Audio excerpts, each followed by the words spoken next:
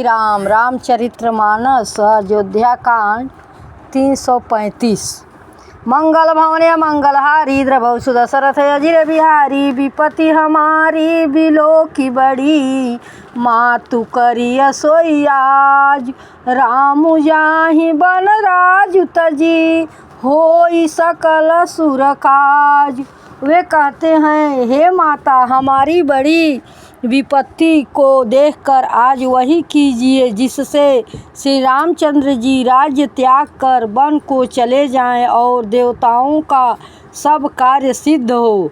सुनि सुर विनय ठाढ़ी पछिताती, भयउ सरोज विपिन हिमराती। देखी देव पुनि कहाहि निहोरी, मातु तो ही नहीं थोरिउ खोरी। देवताओं की विनती सुनकर सरस्वती जी खड़ी खड़ी पछता रही हैं कि हाय, मैं कमल वन के लिए हेमंत ऋतु की रात हुई। उन्हें इस प्रकार पछताते देखकर देवता फिर विनय करके कहने लगे, हे माता, इसमें आपको जरा भी दोष न लगेगा। विस्मय हरस रहित रघुराऊ, तुम जानहु सब राम प्रभाऊ।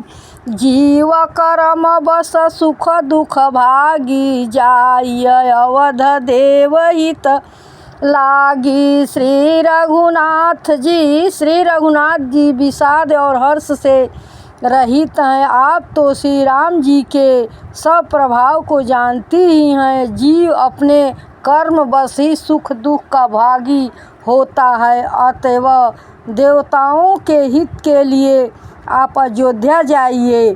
बार बार गही चरण सकोची, चली विचारी विबुध मति पोची।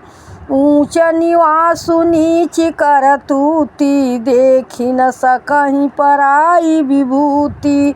बार बार चरण पकड़कर देवताओं ने सरस्वती को संकोच में डाल दिया।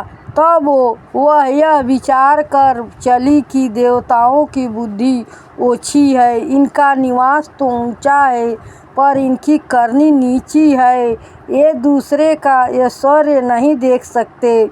आगिल काजु विचारी बहोरी, करिहहि चाह कुशल कबि मोरी। हरष हृदय दशरथ पुर आई, जनुग्रह दशा दुसह दुखदाई। परंतु आगे के काम का विचार करके श्री राम जी के वन जाने से राक्षसों का वध होगा, जिससे सारा जगत सुखी हो जाएगा। चतुर कवि श्री राम जी के वनवास के चरित्रों का वर्णन करने के लिए मेरी कामना करेंगे। ऐसा विचार कर सरस्वती जी हृदय में हर्षित होकर दशरथ जी की पूरी अयोध्या में आई। मानो दुसह दुख देने वाली कोई ग्रह दशा आई हो। मंगल भवन मंगलहारी, द्रवहु दशरथ अजिर बिहारी।